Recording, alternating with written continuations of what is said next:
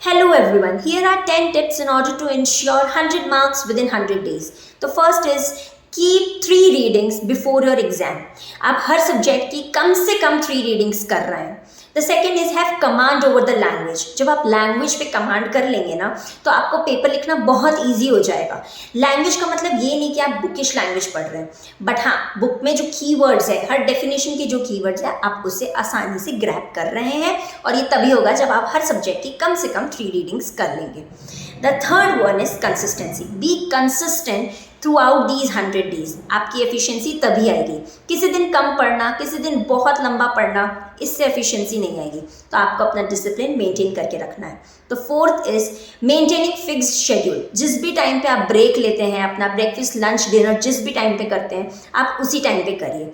And in सब के साथ में 9 से 12 मॉर्निंग आवर्स में आप पढ़ रहे हैं, आप ये इंश्योर करिए.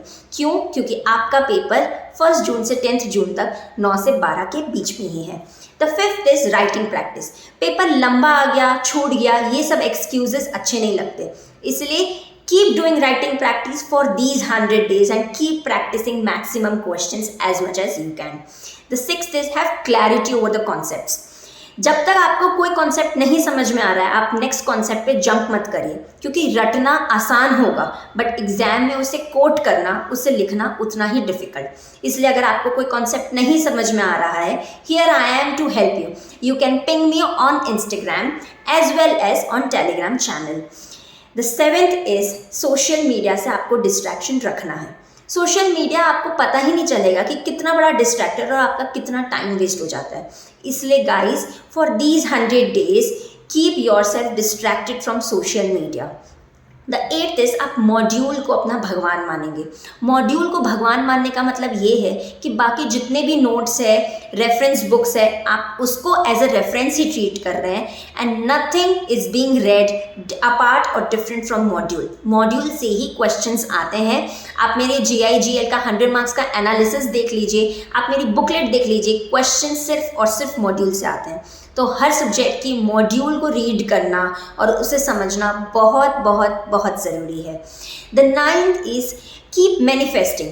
अपनी पॉजिटिविटी वाइब को मत छोड़िए. आप मैनिफेस्ट कीजिए कि हाँ, 25 अगस्त 2025 को आप जिस भी ग्रुप का अटेम्प्ट दे रहे हैं, आप उसमें पास होने वाले हैं. अगर आप अपने मन से पॉजिटिव रहेंगे तो आपके अंदर की पॉजिटिव एनर्जी आपको पढ़ने के लिए और मोटिवेट करेगी and definitely this will ensure success. और ये सिर्फ आप अपने लिए खुद ही कर सकते हैं. एंड द लास्ट इज, ये सब हो जाने के बाद में तो हेल्थ को मेंटेन करना बहुत ज़रूरी है. इसलिए guys, junk food is good but हाँ, अपनी हेल्थ को मेंटेन करिए. Keep eating healthy food. Sleep schedule को देखिए और हाँ, हार्ड वर्क करेंगे, सक्सेस मिलेगी.